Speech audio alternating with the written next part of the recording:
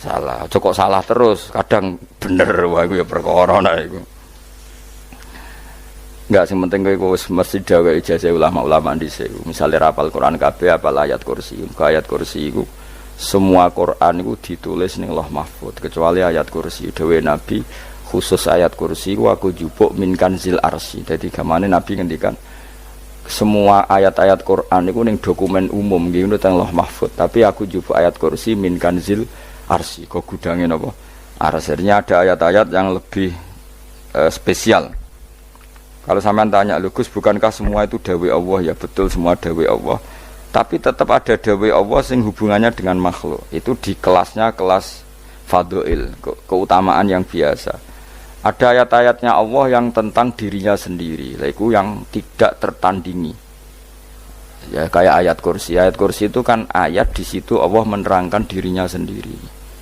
Misalnya Allahu la ilaha illa huwal hayyul qayyum, itu kan Allah menerangkan tentang dirinya sendiri, tentu spesial. Gitu ayat-ayat sing meskipun ya tetap spesial jenenge dawuh Allah tetap spesial. Tapi ada ayat-ayat yang tentang kita. Misalnya ayat fankihu ma tobalakum minan nisa masna. Ayat-ayat seperti ini kan enggak mungkin setingkat. Ini kan ayat tentang kamu. Wis ngerti nak kelakuanem seneng wayo dikai hak wayo. Nah, tentu beda, tentu semuanya spesial karena sama-sama kalamu. Tapi tentu beda dokumen ayat kursi tentu enggak sama dengan dokumen ayat faqihum atau balakum. Maka Nabi ngendikan ayat kursi ini bahkan saya ngambilnya min kanzil arsy. Jadi spesial sehingga terus kita dilatih guru-guru kita ngapal ayat kursi. Kan yo ora lucu misalnya wiridan ning tahlilan faqihum atau balakum menan terus lucu to. Tahlilan kok ngono iku piye ngono. Aneh-aneh, gue yo mikir tuh, senengane Mbak Antoh, mosok ayat Quran kok beda-beda, goblok kandhanane angel, gue jangan. Jadi kene gue sing wis ngaji mulai bayi. Jadi ono ayat fawadil, maksudnya ayat-ayat sing umumnya terkait kita, ayat-ayat sing spesial karena nerangkan Allah, tentu beda. Terus kedua tentu ayat-ayat sing rano Kanjeng Nabi, misalnya laqad ja'akum rasulun min anfusikum azizun. Terus baru ayat-ayat tentang kita. Nah, ayat tentang kowe ya wakulu wasrobu, kon mangan ngono. Nah, misalnya terus tahlil terus wakulu wasrobu. Kayak lucu tuh. Bocah kok kandhanane angel. Pusing ambek kowe. Ngaji tahunan gak ono perkembangan. Habis gue rame-rame dunya loh. Gue rame-rame apa? Dunya. Pernah ada kumpulan orang untuk ngaji. Oh, setan setruk tenan. Paham itu. Mulai setane tangin, tenang ya Rafa. Waduh. Serepot ya. Ya jadi kayak kudu ngerti ya. Jadi kabeh ayat Quran spesial, tapi tradisine ulama kan ada perdebatan apakah ada ayat fadilah dan mafdulah. Sebagian ulama mengatakan jangan bilang demikian karena fal kullu kitabullah wal kullu kalamullah. Tapi kowe nak ngingkari iku ya keliru, wong dohire Kanjeng Nabi ku ya ada ayat yang dipuji sundul langit kaya ayat kursi itu. Saya punya ayat yang bahkan dokumen itu tak ambil dari kanzil arsy katanya. Dan tidak ada nabi yang dikasih itu kecuali saya. Itu nabi begitu bangga semenang. Nabi maca ayat kursi. Sehingga tradisinya ulama semua anak cucunya, semua umatnya dilatih ayat kursi. Dan itu memang spesial coba. Saya kalau baca ayat kursi, saya kalau mau tidur itu mesti baca ayat kursi. Mesti ora pendak tahlilan ono sing order mboten. Mayane apa-apa. Mosok eling pangeran nek pendak apa? Ngono, aneh-aneh. Oh, tahlil kok dikritik, yo keliru sing kritik. Wong maca ayat kursi kok mbok kritik. Tapi ora dikritik ya perlu dikritik. Wong maca eling pangerane kok butuh berkat le. Dul eling ya eling. Ngono kuwi cara kula padha dene. Sing kritik kok sing dikritik. Kowe tahu tahlilan? Nate Gus nek ana undangan mboten mboten. Lah ya eling pangeran nek ngenteni apa? Undangan. Ngene ben ana sing tetep ngritik, ben seimbang dunya iku ben seimbang. Apa? Balance kono sing kritik. Kalau bolak-balik ketemu sing kritik tahlil nggih sowan kula. Saya tuh heran. Kenapa orang NU itu suka tahlilan? Terus ada berkat. Itu dalilnya mah. Sing ngono iku ya ora ono dalil, sing hasud nyoal ya ora ono dalil. Cara Kanjeng Nabi pirsa, tukang nyoal iku ono dalile to ora? Ya ndak ada. Ya harus menengahi sebenarnya ketemu pangeran. Sebenarnya ketemu pangeran cocokan di sing bener. Nah yang jelas nek sing tukang tahlil ditakoki pangeran. Kita eling aku nanti Gusti nak wonten undangan. Terkarat bocah kok eling iya eling pangerane kok bedak napa? Misalnya kayak kudangan, orang kudangan blas ditakoki pangeran, dudang tonggo kok ora teko. Mergo wedi bid'ah misalnya. Tapi nekani tonggo ya perintah Kanjeng. Ya sudah, nggak cocokan ae, ora usah debat saiki, nggak apa. Cocokan ae. Tapi nak cocokan mbek aku ora ketemu. Wong sing nyoal ning ijene mahsyar aku ning swarga. Ketemu aku ketemu ning swarga ya nak cocokan. Jadi kowe kudu mikir ya. Jadi ayat kursi itu dipilih ulama perkarane napa? Ayat iku njen spesial tenan. Kula niku mboten saged ilem nek gak maca ayat kursi. Nggih maca teng lisan, nggih maca teng ati setiap saat. Mergo rumangsa kok pancen luar biasa. Allahu ta Allah iku Allahu la ilaha illa huwal hayyul qayyum. Al hayyu zat sing urip. Mergo sing gampang bedakno Allah mbek Nabi Isa, ambek berhala, ambek semuanya yang disembah selain Allah adalah kehidupan. Kita gampangane tau ngidolakno Isa kaya apa, tapi akhirnya kecewa nak dianggap pangeran. Mergo nyatane cara mereka pun Isa mati disalib. Utawa cara Islam Isa iku diangkat. Di itu objek. Apapun hebatnya Isa diangkat, diposisikan di langit, di kerennya apa? Jenenge di itu objek. Berarti yang keren adalah subjeknya, yaitu Allah Subhanahu wa Ta'ala. Terus kita ini sebagai orang itu punya ketakutan. Nak pangeran mati ku piye? Nak kowe mati kan gak punya akibat apa-apa. Srengenge tetap baik-baik saja. Sistem falak galaksi baik-baik saja, sistem alam baik-baik saja. Wong sing mati kuwe bayangno nek sing mati pangeran. Maka ketakutan seorang mukmin adalah apa? Punya Tuhan yang mati. Kemudian itu diobati bahwa Tuhan kamu itu Tuhan sing aman, al-hayyu sing selalu hidup. Kemudian disifati lagi al-qayyum. Apa artinya hidup kalau bergantung orang lain, bergantung makhluk lain? Itu gak keren, karena bergantung itu gak keren. Al-qayyum, yang Allah itu zat yang berdiri sendiri. Oh itu kan terus sempurna. Lho kula maca ayat kursi sopan. Bejane Gusti kula maca ayat kursi. Kowe ora maca iku kasihate mbahmu. Bocah kok. Oh, bocah ora bakat wali. Teke wis elek. Kabeh dimaterekno. Kasihate opo nek maca ayat kursi? Kasihate mbahmu ngono. Jimat ya senengan. Kulo ora seneng. Maksudnya ku, tapi mbok gedhingin teman-teman jura oleh menjadi rezeki dia kadal jimat kebi. Sing iso ngatur rezekine wong sapa? Wis keben, muga disepuro pangeran. Ra disepuro ora apa-apa, kelakuan kok ngono iku piye. Wis terserah pangeran ae. Jadi Allahu la ilaha illa huwal hayyul qayyum. Kemudian setelah hidup, itu bisa saja enggak peduli kita karena pas ngantuk atau pas tidur. Terus disifati la ta'khuduhu sinatu walana, dan zat yang hidup itu tidak pernah ngantuk, tidak pernah tidur. Akhirnya kita ini nyaman, punya Tuhan yang spesial, yaitu hidup dan berdiri sendiri, tidak ngantuk, tidak tidur. Terus budi lahu ma fis samawati wa ma fil ardh. Ya, dan miliknya Allah semua yang ada di langit dan bumi. Keren. Kita ini butuh air, butuh apa saja, dan itu milik Allah. Coba kalau milik manusia, nggak nak loro ning rumah sakit itu, oksigen larang ngono. Padahal kowe nak ora loro, oksigen di mana-mana gak tahu bah. Jadi kita seneng. Alam raya milik Allah kita seneng karena alam ini milik zat yang enggak butuh alam raya sehingga kita yang make. Allah bikin air, Allah enggak butuh minum. Allah bikin padi enggak butuh makan. Dia bikin semuanya untuk kita. Padahal itu kita ndak ikut punya. Akhirnya seneng mbek pangeran. Cek apike jenengan Gusti gawe ra melok nganggo. Sing nganggo kita-kita ini. Coba aku ora roh gawe rokok gunane apa ora roh. Ya gunane pekerjaan Gus, menyerap tenaga. Ya wis saurip-uripmu kok. Sementing kowe roh gunane rokok. Paham nggih? Roh gunane rokok roh carane mandorot kanggo kowe. Dadi padha roe lah sementing. Ya ora apa-apa ta. Kulo seneng mbek guyone kiai-kiai ini. Pancen ora ana wong pinter guyon kaya kiai. Wis kulo wingi nekani acara resepsi teng Kudus dan keluarga sarang keluarga Nilai Lukman sing ngisi Habib Umar Mutahar semua nang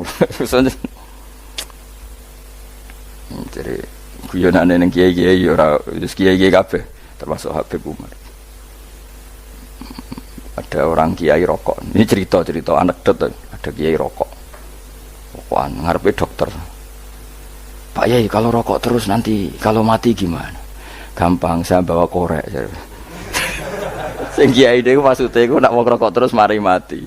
Kiai ini yang ngerti maksudnya dokter ngono. Tenang dok, saya masih bawa korek. Maksudnya nak rokok mati gak ada Jumat. Jadi gak sambung apa? Nak guyonane Habib Umar, saya sering membaca bahayanya rokok. Saya baca itu. Setelah baca, saya berhenti membaca. Wangan pikirannya setelah membaca bahaya rokok berhenti rokok. Saya sering baca buku atau apa tentang bahayanya rokok. Setelah saya tahu berhenti membaca. Wong spesial, seneng kalau niku bisa nikmati ya seneng putune Rasulullah, ya seneng guyon. Jadi seneng itu gak kudu mewah, apa? Lah kowe seneng ngenteni di Alphard malah kesel to. Wah, jadi kalau nu di grup kata lah, kiai sing seneng guyon, sing sering. Mereka kalau khawatir saya umat ini punya kenikmatan lewat jalur maksiat. Mana kalau nu seneng, nono kiai seneng guyon, bukan seneng papanya. Umat ini punya kesenangan yang tidak maksiat, itu saja. Ya tentu ada kiai-kiai yang milihnya ada guyon supaya orang enggak uraan, ya bagus. Wah sementing ikhlas, wah syaratnya kabeh itu sementing ikhlas, sudah ikhlas. Ya ora kudu spesial ikhlasmu, ya ikhlas biasa lah. Kelas-kelas terilah sementing napa? Ikhlas. Saya sering baca bahayanya orang rokok. Setelah saya tahu bahayanya, maka saya berhenti baca. Wongku kaget kabeh. Mergo pikirane wong wis berhenti. Kok ternyata. Mulai saya sering baca bahayanya orang miskin. Setelah tahu bahayanya berhenti merasakan kemiskinan. Ya, jadi saya tahu bahayanya neraka. Setelah tahu bahayanya neraka maka saya berhenti.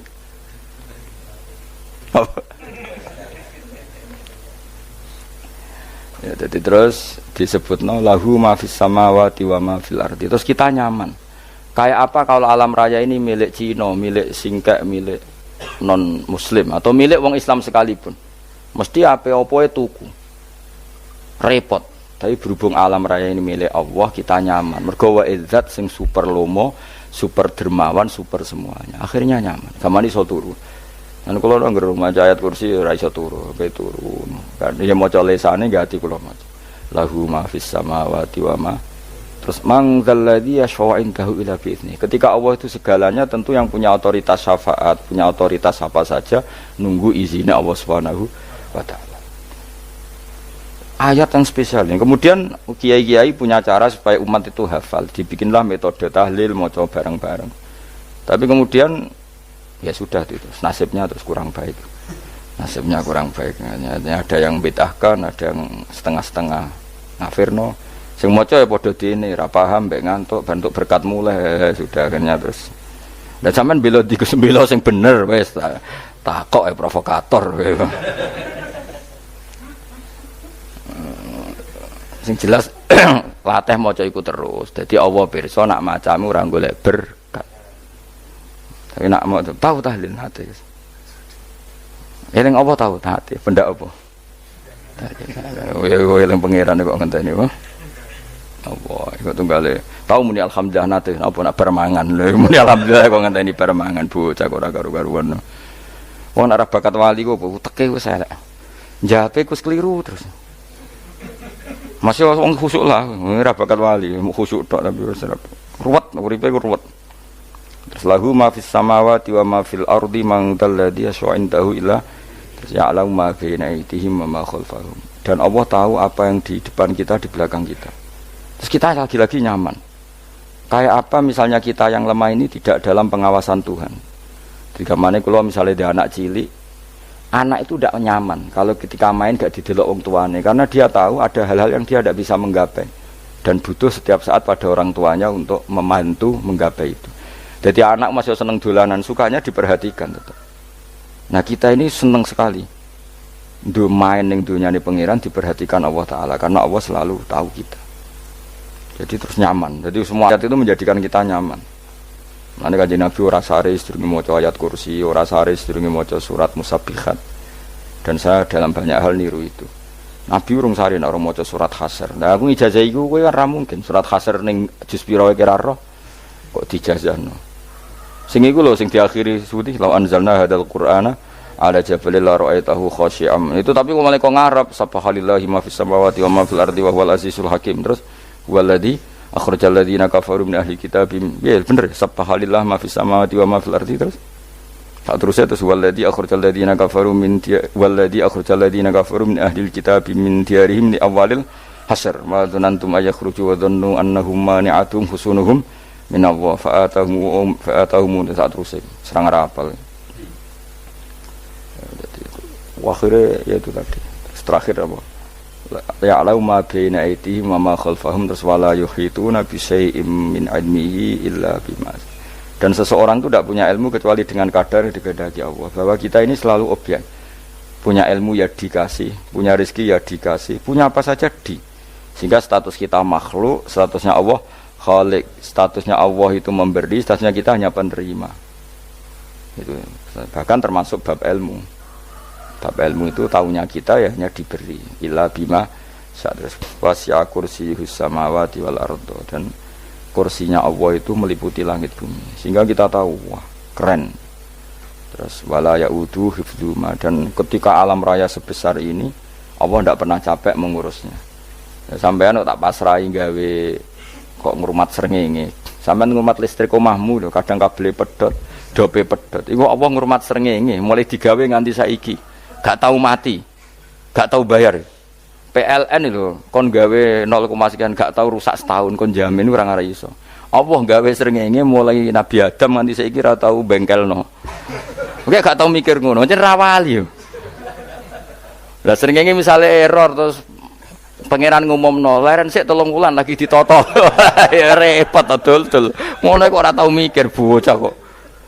Mulane utek sing anut wali-wali itu teke waras. Men dhuwit ora di dhuwit sumpek di dhuwit seneng wis ngono tok pikirane. Ora tahu kagum mbek srengenge, ora tahu bengkel, ora tahu. Mergo emang ora bakat wali itu teke wis innalillahi wa inna ilaihi raji'un. Ngono ya kok urip wong ngono. Habis ben urip pancen waya apa? Mati rame-rame apa? Donya nak ana kok ya sepi tenan. Gak ana wong gawa nasai ibad ngalor gitu. Ngaji sepeda dibayar paham yang mulai apa yang mulai nggak takut ibu juri barang mau kaji mau Gus Pak nerangno apa delok rekamane atek dah wae tapi aku luwih seneng ngono timbang kowe nyimpulno malah tambah keliru kabeh. Kula niku paling asline paling ra cocok ngaji disimpulno uteke beda kok nyimpulno terus piye. Tapi dilarang piye wong niate ya seneng, tapi didukung mesti keliru, wong nyimpul keliru. Mergo mesti nganggo teke dhewe. Wis ben kok nunggu rame-rame apa? Ndonyo. Kulo kadang mikir ya Allah. Lah saiki PLN ngurus listrik sak Indonesia iku dibagi-bagi per wilayah. Jogja tok, kok Bantul tok iku wae bengkelno. Allah nggih srengenge iku langsung bener terus. Nak wong bosan digawe bengi ben ra ketemu srengenge digenti bulan nek enak. Kok bosan matahari, bosan rembulan ana mendung wis turu. Damuk bojo lah laudan selali. Sekarang itu segampang itu ngatur dunia itu segampang itu. Paham ya? Jadi enak lah pokoknya urip wis enak, pokoke kabeh anut pangeran wis enak. Wala yautu khifruhuma wa huwal alil adin terus turu. Semun Gusti kula tak tilem seteng dunia baik-baik saja. Sopan nang mbek pangeran. Lah maca ngene kok ngenteni kundangan. Kok kon dadi wali kuwi. Lah sing ora hafal ayat kursi terus ngritik, ora hafal. Bid'ah ngono. Wis hafal lose, wis darah di bitalas penting kowe hafal ayat kursi sik. Hafal? Ndak. Ya kowe hafal sik terus lagi bid'ah ora apa-apa. Dadi mergo ngono. Kaya kula misale bid'ah ora bener, mergo ora tahlilan lah yo maca. Kalau yo bingung ngadepi jenengan belon ndi padha ora jelas iki. Yo ayat kursi ku waca. Nah, tentu ayat yang seperti ini kan enggak mungkin kualitasnya setingkat nyuwun sewu ayat wa kulu wasrobu. Makanya banyak ulama sampean delok teng kene itqon teng kitab-kitab tetap ada ayat sing spesial. Ada ayat sing spesial tapi tentu enggak sekelasnya. Jangan kamu katakan atas bawah nanti suul adab kalah muwah, tapi tentu spesialnya ayat kursi itu tentu super karena menerangkan Allah sendiri. Sementara beberapa ayat menerangkan hak kita sebagai manusia, misalnya wakulu wasrobu, tentu kualitas fadhilnya beda. Tapi jangan katakan klasmen, jangan, karena kurang sopan dengan kalam wah, tapi tetap beda. Makanya Nabi ngendikan ayat 3 apa loco, nak turu waca di mana-mana waca. Oh, Nabi begitu bangga dengan ayat kursi. Akhirnya kena bakul ditulis di paham apa? Ditulis didol. Nah, baru kayak didol ya kayak hikmah akhirnya dipasang ning ruang tamu. Akhirnya ketara iki wong Islam bera Islam baru kayak ayat kursi. Ya pokoknya berpikir positif bae. Wah, berarti sing di omah Islam bukti nopo ono ayat kursi ini. Lho kula nu beberapa kali diselametno ayat kursi. Kula nak ning perjalanan marung. Itu kadang yang merasa nyaman mergo ning warunge ono ayat. Wah, berarti Islami lah. Ora kuwatir iki ono daging celeng, tetep nulung ngoten. Ya ini jujur mawon, kula niku tetep asobia, artinya nak ning perjalanan sing gak jelas lor kidule ora ro daerah kok marung ana ayat kursi, paling ndak kan orang ini punya etika, kira-kira ora bakal apa? Jualan daging babi lah misalnya. Ya tetep bantu lah, tetep. Umpamane terus dikek nggon salat. Sanajan to sing duwe misale mbok salat ora ya ora perlu. Ya aja suudon ngono, wis anggap ae mosok masang ayat kursi kok. Ya sih gitu kan lumayan ada perangkat yang itu. Akhirnya ya bakule payu ayat kursi ini, sing di omah ya payu promosi nek iki Islami, sing blonjo ya nyaman, wis padha enake lah. Ayat kursi ini sing enes mergo tinggo. Ya tapi ya ndak lah. Nak niate ngono ya tapi ya ayat kursi tetap mulia dengan dirinya sendiri. Kulo seneng tenan mbek jenenge ayat kursi ya. Ya tadi kekhawatiran kita punya Tuhan yang tidak sempurna itu terjawab bahwa Tuhan kita super sempurna. Jadi kalau bayangkan grepe turu jen senengnya wow Gusti nak kulo turu itu langit bumi gak masalah. Bayangkan nak pangeran sing turu sistem Tuhan hancur. Makanya syaratnya jadi Tuhan bala takhuduhu sinatu walan. Padahal kita menyaksikan Nabi Isa turu. Beberapa yang dituhankan selain Allah turu ngantuk. Bayangno misalnya kowe pas donga sing mbok dongani turu. Kan kacau, makanya Allah mensifati dirinya dan itu memang fakta la ta'khuduhu sinatu walanam. Allah ora tau ngantuk ya mboten nate sari. Akhirnya sewenang kita sewenang banget mbek pangeran dengan sifat-sifat seperti itu. Akhirnya raditu billahi napa rabba wa bil islami dina. Al-Islamu siji Islam Al-Qur'anul lan Qur'an Muhammadun Rasulullah. Wa yang bagilan saya celana ketika kita anak kula yang ngucap kita fi kulli yaumin raditu billahi naba rabba wa bil islami dina. Raditu ridho ingsun billahi kana rabban sebagai pangeran. Aku ridho banget, seneng banget Allah sing dadi pangeran. Muga mau pangeran liyane Allah ya kacau tenan. Nanti pangeran terus turu. Terus ngantuk, nak ramangan lemes kan pusing. Apapun hebatnya Nabi Isa misalnya pangeran ya pusing. Kadang pas sare, dungani tenan jebule pas apa? Sare yo ribet. Tapi kita di pangeran sing la ta'khuduhu sinatu wala namu bil islami dinan wa Muhammadin sallallahu alaihi wasallam rasulan wa nabiyan wa bil qur'ani hukman wa imam. Dan kita ridho Quran sebagai panduan hukum lan dadi imam. Imamu panu mantap. Terus nikmatmu piro? Islam, Quran, Muhammadur Rasulullah wal afiatu lan sehat. Ittifaul makarih tegese ora. Kowe ngene iki ra di dhuwit lah kan gagah. Ora ning penjara, jajal kene penjara, lara kabeh. Baru kae ra di penjara Mas yo dirokok saler ngalor ngidul ambek nggo nasoihul ibad bariku kenalan ke grup wis rame dunya wis. Gak penting ngaji paham ora penting, sementing tambah kenalan. Amit-amit tenan wis ben ngono rame-rame apa dunya. Wasitro lan ketutup sangka celoke satrul uyub. Dalah celamu ra konangan wong akeh. Yes, padahal ya kurang ajar no kara-karuan. Dalah ya rapati konang. Kenapa rapati konangan? Karena liyane ya sejenis. Jadi saling menutupi. Alhamdulillah saling wal ghina lan semuge anin nas. Termasuk nikmat iku orang enggak tergantung orang lah fi umurid dunya ing dalem urusan dunya. Tapi nek urusan akhirat kowe ra iso ora bergantung guru. Jadi semuge sangka manusa terbebas itu maknanya urusan dunia. Urusan akhirat kita butuh sanad kita ila Rasulillah sallallahu alaihi wasallam. Kowe ora oleh beragama berpikir sendiri, ora oleh agama itu riwayat ki ora oleh mendekatkan Allah dengan cara kamu sendiri, ora oleh kudu nganggo sanad. Sesuai kaya wong-wong filsafat sing oknum iku. Saya ndak perlu sholat. Allah kan ndak butuh ibadah kita. Ngapain kita sholat? Mbahmu sing wong ngerti nek Allah ora butuh kita saja kok bogo kebanggaan mulai dhisik kiai yo ngerti nek Allah ora butuh kita. Kita yang butuh Allah. Lah mengekspresikan butuh kita kepada Allah kita nek Allah ora tau butuh, bocah kok goblok ora karuan. Ya itu karena dia berpikir cara beragama dengan pikirannya kita ndak. Kita tahu Allah ndak butuh kita tahu. Kenapa kita sholat? Karena kita butuh Allah. Nah butuh Allah itu implementasi kita di ajarannya Rasulullah kita sholat. Kok malah Allah ora butuh sholat. Jadi kira sholat Allah ora apa-apa. Kowe ra ono wae Allah ora apa-apa, kowe aneh-aneh wae.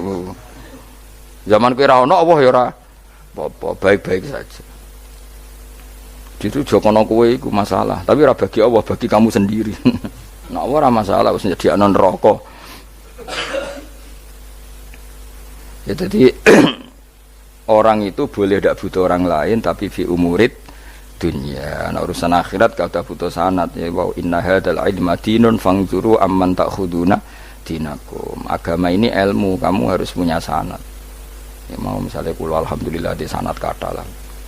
Keluarga saya terutama yang Mbah Mun terus ya lain dari keluarga saya, keluarga guru kita, gurunya guru kita sampai carane bernafas kita wae eling Allah mau fi kulli nafasin apa ada ni'amillahi wa ifdali fi kulli nafsin wa nafatin miswaya kita semua nafas kita. Imam Syafi'i kula anak kula cek cilik lah tak kon ngapal lebet iki. Karena apa ya? Jangan kira Imam Syafi'i terus koyo kowe mau belajar fikih mboten. Imam Syafi'i nak ape turu niku kula apal beberapa syairnya Imam Syafi'i. Makanya saya tambah seneng ambek jeneng Imam Syafi'i. Jadi beliau nak ape sare iku napa? Qalbi bi rahmatika wa humma dzu'unusi fi sirri wal i'lani wal fi sirri wal jahri wal i'lani wal ghalasi terus-terusane niku wa ma taqallabtu min naumi wa fi sinati illa wa dzikruka bainan nafsi wan nafasi. Dadi wa ma taqallabtu lan ora molak-malik ingsun. Cara wong Jawa iku apa? Wong turu ra iso-iso apa jenenge? Glebakan. Imam Syafi'i mosok barani glebakan kok kowe. Serepet. Santri ya. Apa manane? Sing rada Islami ngono dul. Apa? Resah Imam Syafi'i ora tau mikir utang iku aneh-aneh. Dadi wa ma taqallabtu lan ora tau molak-malik ingsun. Maksude cara mau lho, cara bahasa kasare glebakan. Fi naumi ing dalam turu ingsun wa fi sinati lan ing dalam ngantuk ingsun illa wa dzikruka kecuali eling teng jenenganku benan nafsi antarane jiwaku wan nafasi lan nafasku. Dadi wa ma taqallabtu fi naumi wa fi sinati illa wa dzikruka benan nafsi wan nafasi. Dadi ulama dhisik itu beliau ndak bikin syair, ndak bikin nadzuman, spontan tuh muji Allah. Saiki ora sing madzhab Syafi'i kaya kowe wape turu ra iso glebakan. Mari urung mangan. Akhire mau mangan sik, bareng mangan wareg rokokan lega terus ngorok turu ya Allah karim ngono ya do urip ya Allah. Dadi misale ra iso turu pikiran pertama mari kurang mangan. Mangan wareg rokokan saler terus apa? Turu ngorok. Wah karim setan min hawalika kanan kiri setan tok. Padahal ulama dhisik ape turu wudu se maca tasbih se bariku angen-angen pangeran Rabbana ma khalaqta hadza batila terus bismika Allahumma ahya bismika amun terus bismika wada'tu jambi wa bismika arfa'u Allahumma rabbas samawati sab'i wa rabbal arsyil azim rabbuna wa rabbu kulli syai' falikal habbi wan nawa iku donga turu. Ora ngarapal donga iku yakin. Wis kowe muni wah Gus Bak ngenyek wong tak tes malah keisen. Ya dungane turu iku sing terkenal lho. Donga turu mek donga ngaji padha. Allahumma bismika Allahumma ya bismika. Mergo ana kiai kota. Bu, tahu doa ngaji? Enggak tahu Pak Ustaz dongane bismika Allahumma ya bismika. Lho Pak Ustaz itu doa tidur. Karena kalau ngaji nah jare ora kiai. Donga turu mek ngaji ku padha. Aku dhisik sekal.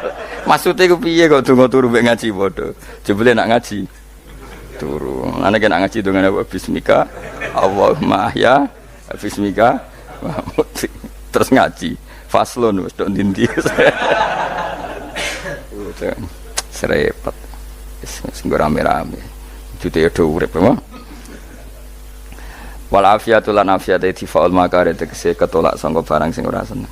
Supaya kula suwun nggih supaya jenengan sing seneng pangeran iki sae-saesamu. Supaya piye-piye sifat dasar wong mukmin ya walladzina amanu asyaddu hubban lillah. Misale ora iso asyaddu ya sementing hubban. Ya tentu asyaddu itu wong mukmin banget senenge ning pangeran. Kena makome rong iso asyaddu ya sementing ana senenge. Ya ana apa? Ana senenge wis dengan kadar yang klasem lah sampai iso seneng. Lah ana makome para wali ya asyaddu banget seneng. Mau apa turu nak orang mau ayat kursi gak lega paham. Cukup mau ayat kursi bedak tahli. Mulane aku seneng ono sing ngritik aku seneng. Ben rame itunya, ben seru. Sing ngritik ya muga-muga apal tahlil. Dari ngritik itu fair, ora apa-apa apal terus ngritik.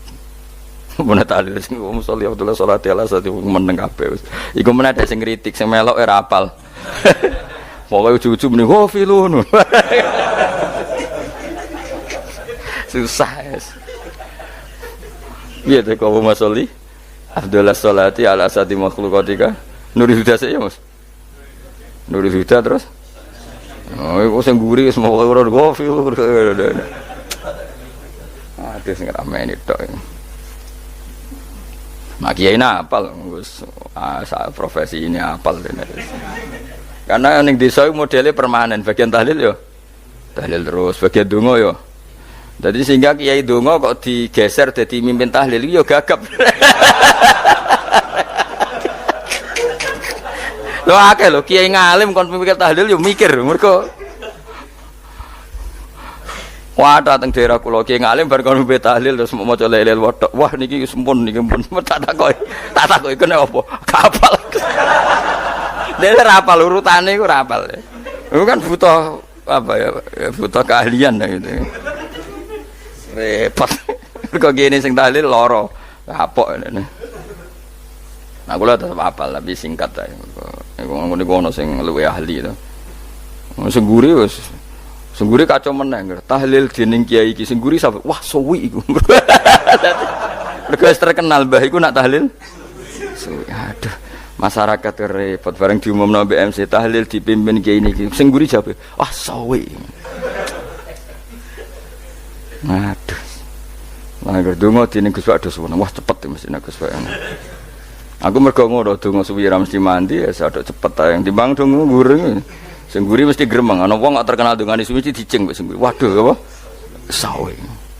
Mergo pikirane wong-wong wis nang berkat dibagi mulai. Mulane sing kritik ku keben ben balance ben seimbang.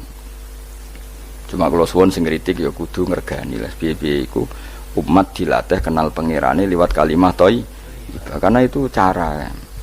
Coba nek wis kenal ya aja waca bendak tahlil, tapi turu ya diwaca ning omah ya diwaca.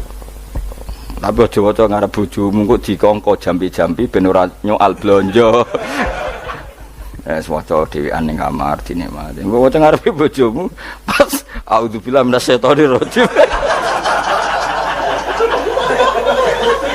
Bojomu riwat. Memang aku setan.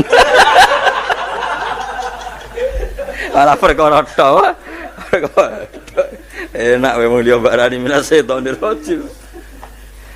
Ya nak maca kok banter-banter ngarepe bojomu pas liwat pas apa auzubillah. Minasyaitonir rajim. Bojomu ngamuk malah repot.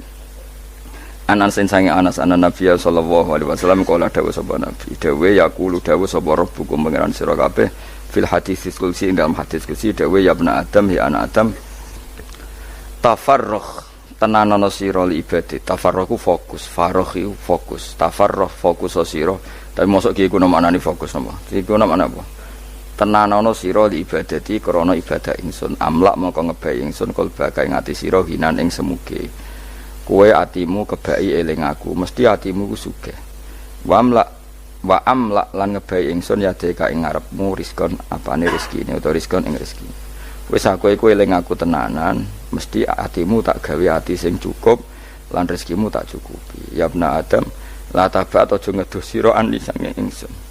Kowe aja geman adoh kok aku. Kaya apa apike pangeran, zat sing gak butuh kita tapi mengandani kita, kowe kok aja adoh kok aku. Wis sing parek aku. Mergo kae nek adoh kok aku amlak mongko nut apa jenenge ngebayi ingsun kalbaka fakron. Kowe nek adoh kok aku mesti kowe fikir. Nek sojo sampai kowe yo fikir ati, fikir donya, mergo adoh kok pangeran.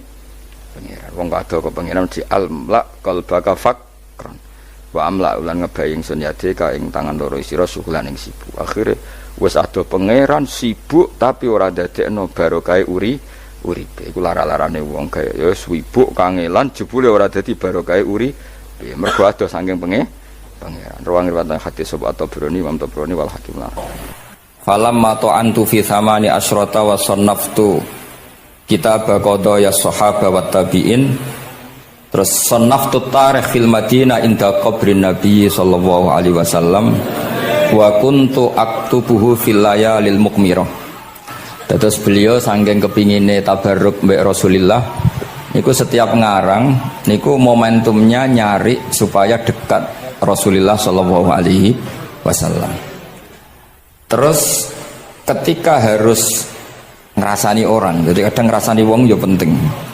Karena ilmu itu harus dikontrol, nggak boleh semua orang bilang qala Rasulullah sallallahu alaihi wasallam, bisa hoax, bisa mencatut, bisa menjual. Nak muni kultu kan gak mandi, menurut saya kan gak mandi. Tapi kalau menurut Rasulullah sallallahu alaihi wasallam kan mandi. Jadi potensi pencatut itu banyak. Sehingga dibutuhkan koreksi dalam ilmu hadis, disebut al-jarhu wa ta'dil, disebut al-jarhu wa ta'dil. Harus ada kualifikasi rawi. Nah, kualifikasi rawi itu dilihat dari siapa. Beliau harus mengkonfirmasi mbek tanggane, mbek kancane. Kadang ning jaba ketok sabar, ketok ramah, jebule nek nang omah kerenge ra karuan. Nah, itu harus dikonfirmasi. Akhirnya singkat cerita Imam Bukhari itu dalam banyak hal kadang ngrasani tiyang. Akhirnya diprotes. Jenengan niku kiai kok tukang ngrasani wong, kira-kira gitu lah cara basa Jawa niku. Wong kiai kok ngrasani orang. Terus beliau ngendikan innama rawaina dzalika riwayatan walam naqulhu min indi anfusina. Semua itu terkonfirmasi karena tonggo-tonggone, konco-koncone bilang seperti itu, tapi tidak pendapat saya. Jadi kamane misalnya kula di konco Zaid, jare konco-koncone nak utang ra tau nyaur gitu. Maka ini sudah saya diskualifikasi. Tidak boleh jadi rawi hadis. Nak utang ra nyaur gitu. Tapi orang maksudnya ra nyaur mampu. Nah ra mampu alhamdulillah jadi ra wajib. Mulane sampean nak kepengin diutang ora wajib bayar, ndonga kere sak kere-kerene. Lho niki ijazah niku. Niku dijamin langsung mboten apa? Wajib. Monggo nak kepengin jajal. Kobil tuh. Wah sembrono tenan iki. Monggo nak sing kepengin diutang mboten wajib napa? Nyaur niku kedah kere sak kere-kere ini nganti buatan wajib nopo nyaur. Mengke nggih buatan wajib haji, buatan wajib zakat, statusnya langsung mustahik. Nggih monggo nak kepengin jajal. Nak kepengin jajal. Nggih kula terusaken nggih. Terus orang dulu itu biasa ngerasani tiang ndak cocok, tapi kalau ketemu itu ya hormat. Karena ngerasani ini bentuk loyalitas sama ahadits Rasulillah supaya tidak diriwayatkan dari orang-orang yang tidak adil. Inna hadzal ilma dinun fanzuru amman ta'khuduna dinakum. Tapi dia secara pribadi nggak ada masalah karena setiap orang selain Nabi tentu punya salah, nggak masalah. Kita hormat orang yang punya utang nggak bisa nyaur nggak masalah. Tapi ya sudah dirawi hadis untuk tukang bodoh nih. Nanti kalau ini kola Rasulullah, sing utangi ku, utangnya ra nyaur kok kola Rasulullah. Sing camah itu Kanjeng Nabi. Ya orang dulu itu bisa melakukan seperti itu bisa. Makanya ya ini agak unik. Ya jadi ini cerita-cerita sing dialami napa Imam sinten Bukhari. Saya atau orang kaya atau sing donatur. Iku duka. Beliau ngendikan la yasauni an akhussa bisama iqaman duna qaumin. Saya tidak bisa. Ini semuanya umatnya Nabi, kemudian saya hanya ngajar 1-2 orang. hanya karena dia anak pejabat atau orang tertentu tidak bisa. Kalau kamu mau ngaji ikut ngaji umum. Terus jenengan itu nih misalnya so salam templek teng kula 1 juta, gelem ra gelem ya ngaji umum. Gak salam templek ya Allah, gak ngaji ya Allah. Sementing ojo terus pepeh bayar, ngajine khusus Gus. Ojo ono wong liya. Ben sing pinter kula tok umat Nabi liyane giyoblok kabeh. Mboten purun, Imam Bukhari ngoten mboten purun. Terus la yasauni niki kula waca iki. Padahal niki anake raja. Anna Khalid bin Ahmad Khalifah Ibnu Thahir sa'alahu ayaqdura manzilahu fa yaqra at-tarikh ala auladi famtana min dzalik wa qala la yasauni an akhussa bis sama qauman duna qaumin. Jadi intinya niku Imam Bukhari akhirnya boten apa? Kersa. Lalu niki cerita keramat-keramatipun Imam Bukhari. Imam Bukhari niku selain kualifikasi hadis sesuai al-jarh wa ta'dil niku setiap hadis niku disolati. Beliau adus sholat 2 rakaat memanfaatkan perangkat rohani. Jadi beliau kualifikatif ya, al-jarh wa ta'dil ini rawi layak. Misalnya ada orang soleh khusyuk nang masjid terus. Biasanya problem wong soleh ora tau ngaji nggih mboten purun. Iki soleh tok paling nang masjid pelarian. Niku kan kathah tiyang wiridan ning masjid takok kok betah ning masjid. Nek ning omah ono sing ngamuk ning kene mboten. Malah pengurus-pengurus takmir masjid ya ali. Nek cerita kula niku sakniku kuwathah Gus, tiyang teng masjid itu suwi-suwi. Dadi mlayu ning masjid iku perkarane kudu ngising, ning omahe WC-ne elek ning masjid apik. Lho nu bar dhuwur turu, ditakoki takmir kok turu ning kene ning omah ana kipas angin ning kene ana kipas angin. Niki mboten suudzon, suul yakin kathah sing ngoten niku. Dadi ini mun sak dhuwure suudzon. Wong kula Imam Bukhari wae salah ra Allah. Engko njuk sepuro pengenan. Tapi itu cerita. Makanya Imam Bukhari ngendikan ono wong adil tapi ora tak jaluki riwayat. Mergo tidak diketahui dia yujalisu ahlal ilm sami dengan madzhabnya Imam Malik. Karena ilmu itu butuh dikonfrontasi, butuh misalnya Nabi ngendikan ini kok dohire tanafi mbek niki, dahure kok ta'arud. Itu kalau ahlul ilmi ngerti duduk perkaranya. Karena itu ilmu itu begitu juga Imam Malik seperti itu. Nah, singkat cerita Imam Bukhari itu pede meriwayatkan hadis setelah banyak orang mimpi Rasulullah itu liwat ditututi Imam Bukhari. Iku fawwah ma akhta aqdamahu qadamai Rasulullah sallallahu alaihi wasallam. Terus delamaan yang pernah diinjek Rasulullah niku mau tiak qadami Rasulullah sing nate diinjek qadami napa Rasulullah. Itu Imam Bukhari persis di situ. Akhirnya ulama tahu itu maknanya betapa persisnya beliau ketika meriwayatkan hadisnya Rasulullah sallallahu alaihi wasallam. Ada lagi orang mimpi niki teng kitab Fathul Bari.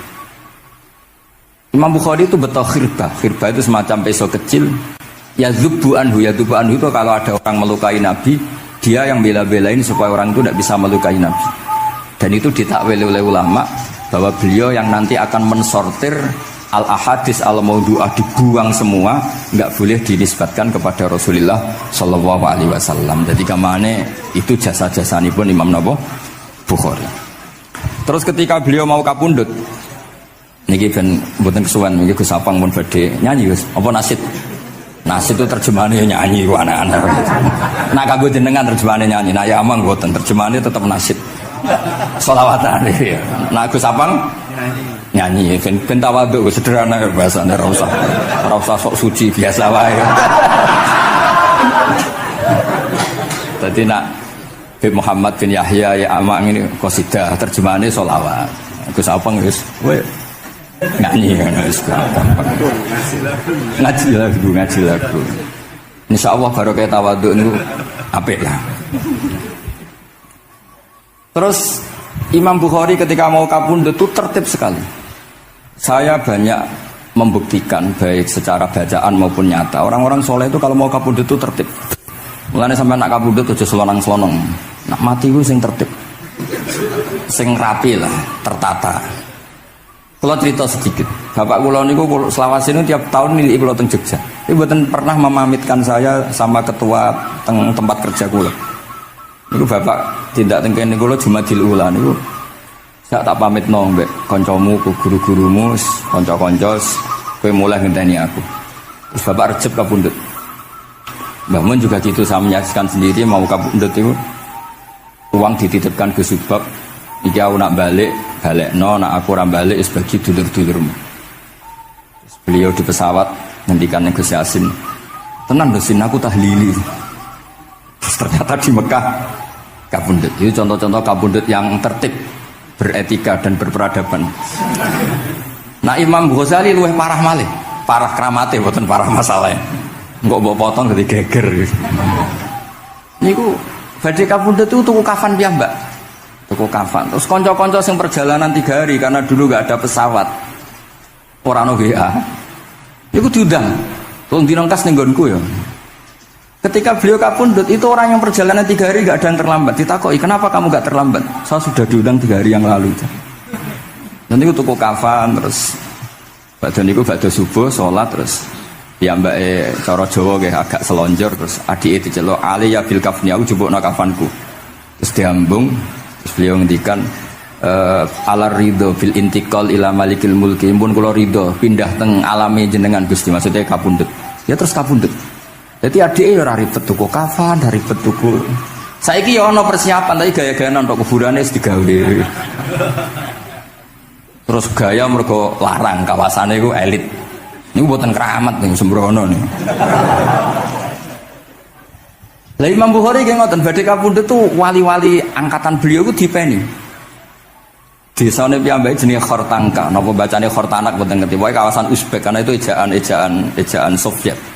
Sauni-unimu lho waca Khortanka, cek Khortanak, cek apa ngono lho. Sing maca penting aja waca demaan karena tulisannya kok sik.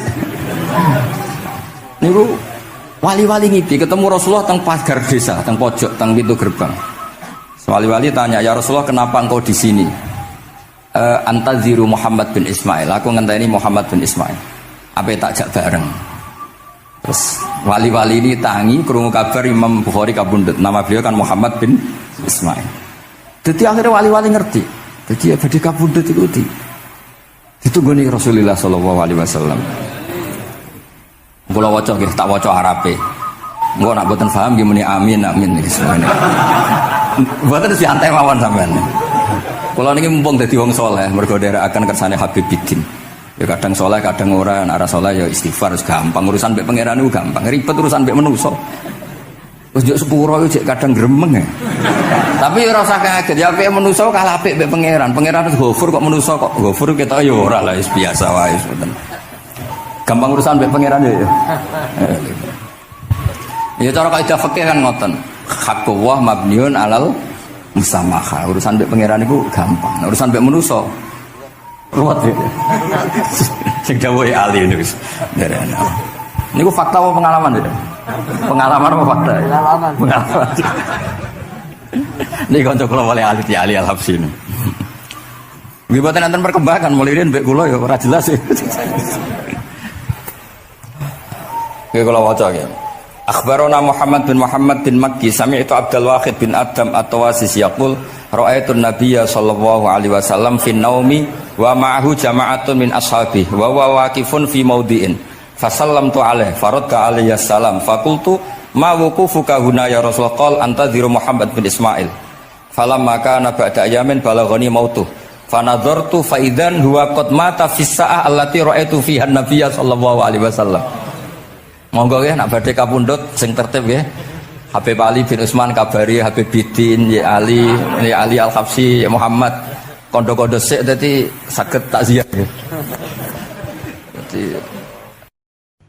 Nah, ketika Fatihah itu sebegitu keramatnya, sebegitu topnya, itu setan rapat singkat cerita itu yang tadi dipimpin oleh iblis yang sedang terkapar apa?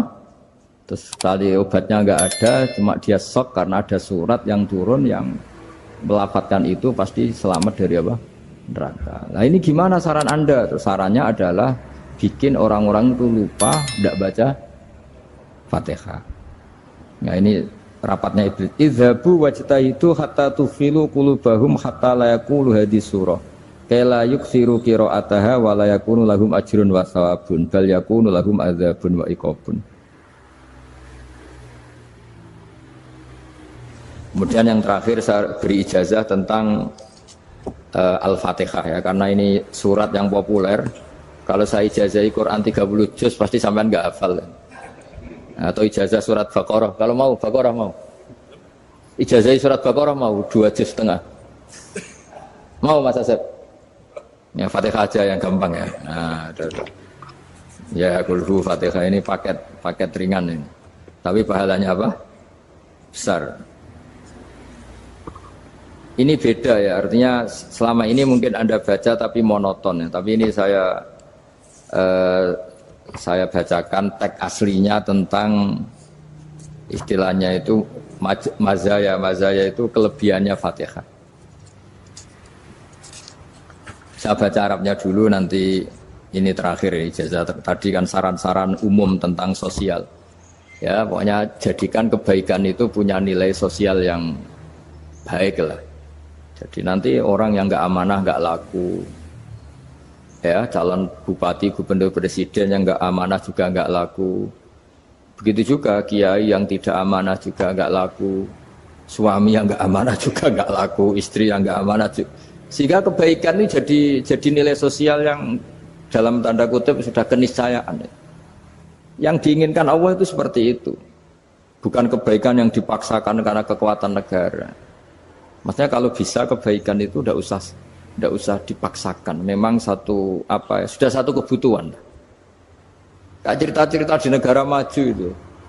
Bahkan apapun jatuh itu nggak ada yang ngambil apa itu. Makanya gambarannya Mekah Medina kan gitu kan. Barang jatuh nggak ada yang berani apa ngambil, itu saking sudah jadi sistem. Sehingga banyak negara di Eropa itu yang sampai nggak punya tentara, nggak punya polisi karena kebaikan sudah. Nah kita kan masih capek, polisinya aja capek, apalagi masyarakatnya, karena kebaikan itu belum jadi nilai bersama. Nah kita selain ditopang negara, ada polisi, ada tentara, itu kita usahakan kebaikan itu jadi nilai bersama. Tadi wa'tamiru bainakum bima'ruf. Dan kita punya reputasi yang bagus dalam bab ini. Saya masih ingat kecil saya itu yang jilbaban hanya keluarga kiai. Sekarang rata-rata masyarakat itu jilbaban. Dulu yang sekolah SMP, SMA itu jilbaban kadang dulu malah dilarang ya, harus sama seperti itu seragamnya. Sekarang sudah boleh. Dan nyaman. Lama-lama yang dapat simpatik ya yang pakai pakaian model tertutup seperti itu. Lama-lama gamane cara wong golek mantu ya golek yang seperti itu daripada yang blodor. Lama-lama jadi nilai bersama.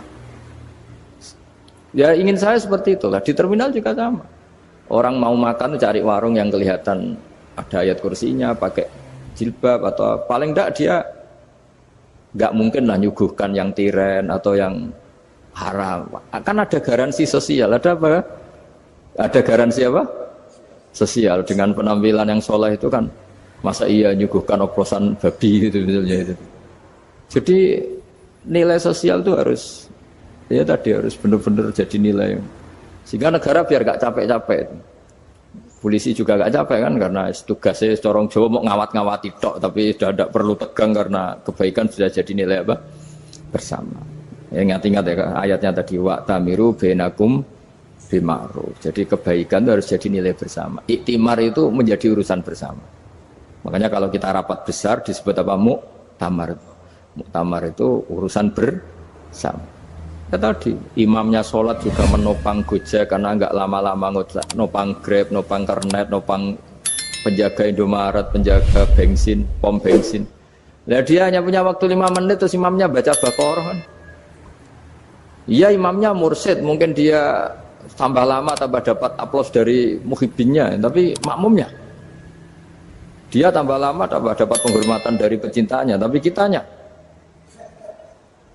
wah khusyuk wali kan, dia dapat status naik lah, kita yang sudah tidak ikut jadi wali diganggu apa pekerjaannya. Kalau ada imam seperti itu sampai mufarokoh saja, niat ya Allah sampai sini saja saya makmum orang itu, silakan orang itu punya urusan sendiri dengan jenengan ya sudah, atau salib saja apa. Nah, itu boleh kalau dalam fikih namanya apa? Mufarokoh. Mufarokoh itu niat. Tapi kamu jangan langsung selonong mufarokoh, niat dulu. Pamit sama Allah bahwa sekarang mau mufarokoh. Ya, tapi ya jadi sholat yang aneh kan, imamnya masih rukuk, kamu terus sujud, terus apa-apa selesai ya. Mungkin dalam pandangan itu orang lain ini maksudnya makmum gimana ini kok begini. Tapi sudahlah Allah Maha tahu. Nah, insya Allah dimaklumi. Ya saya baca tentang Fatihah ya, karena sampean pasti sering baca Fatihah. Supaya sekaligus jadi jimat lah gitu. Jadi Kalau kamu sering di jalan-jalan yang mungkin sepi atau mungkin kan tidak semua teman Grab itu nasibnya bagus yang di Semarang Jogja. Mungkin yang di Kalimantan di Papua kan ada yang 10 kilo gak ketemu rumah, ya kan? Ya lihat di TV-TV itu kan kasihan kan. Sudah 10 kilo gak ketemu rumah, penumpangnya kuwekar preman tuh kan. Ini makan orang enggak kan udah. Kan ujiannya dua. Kalau penumpangnya cantik itu ya kecoba syahwat, kalau preman takut. Jadi orang itu selalu ujian itu. Sing sedengan itu kan jarang orang itu. Jadi kalau penumpangnya perempuan cantik ujiannya itu syahwat, kalau preman ujiannya ketakutan. Kalau orang yang lemah bawa uang ujiannya kamu ingin garong. Jadi hidup itu memang semuanya ujian. Liyabluwakum ayyukum ahsanu amala. Makanya saya sering ditanya oleh teman-teman, Gus, nah ujiannya kenal wong wedok elek piye sama? Kenal wong ayu ujiannya syahwat, kenal wong elek ujiannya ngenyek, itu sama-sama dosa. Syahwat ya dosa, ngenyek juga dosa. Welek keriting untune metu ya dosa ngomong gitu. Kadang-kadang orang berpikir enak kancanan wong elek gak dosa. Kata siapa kancanan wong elek itu ya dosa karena bawaannya ngenyek. Ngenyek itu menyepelekan itu. Makanya saya itu ya nggak mau berteman sampean. Nanti kan bawaannya ngenyek atau seneng ya enggak tahu. Ya sudah ada takdir saja kalau ketemu ya tak ulang ngaji gitu. Tapi ini ngaji terakhir, setelah ini ngaji biasa aja, enggak usah resmi gini. Ngaji kok resmi aneh. Pokoknya nanti suatu saat kalau pandemi sudah berlalu saya akan ngaji Rebone, lalu ini ngaji. Ini ngaji yang kurang bagus karena ngatur kiai kurang berkah ini. Nanti tapi ya lumayan lah masih mau ngaji. Ngaji kok tanggal ini jam ini. Sekarang suatu saat kamu tak panggil, Mas Wahyu datang ke sini jam ini tidak mesti bisa. Mungkin pas ada acara apa, oh, maaf ke sini pas ngecek pas apa. Jadi ya sudah tapi tak maafkan enggak apa-apa. Takdir ya. Tak bacakan supaya sampean tahu keramatnya bismillah. Nah, sebelum saya bacakan bismillah Fatihah tak beritahu tentang ilmu tafsirnya karena ini penting sekali. Fatihah itu dawuhnya Allah, tentu itu dawuhnya Allah. Saya ulang lagi itu kalamullah. Tapi yang sudah diberikan kesampaian ke kita semua. Sehingga seakan-akan itu menjadi dawuhnya kita ke Allah. Jangan salah loh ya. Fatihah itu dawuh Allah tapi sudah diberikan ke kita. Sehingga posisi kita itu yang punya itu.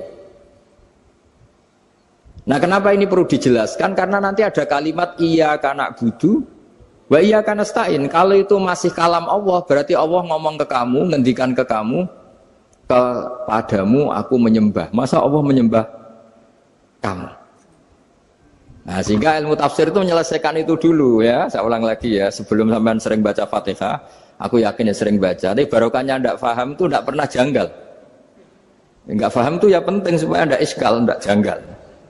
Sebetulnya di kalimat itu ada yang janggal. Kalau Fatihah itu kalimatnya Allah atau kalam Allah, bagaimana dengan kata-kata iyyaka na'budu? Masa Allah ngendikan ke kita, kepadamu kami menyembah. Masa Allah menyembah kita? Maka penyelesaiannya secara ilmu tafsir gimana? Semua ulama mengatakan, bukan satu dua, semuanya mengatakan di Fatihah itu semuanya diberi kawalan kalimat.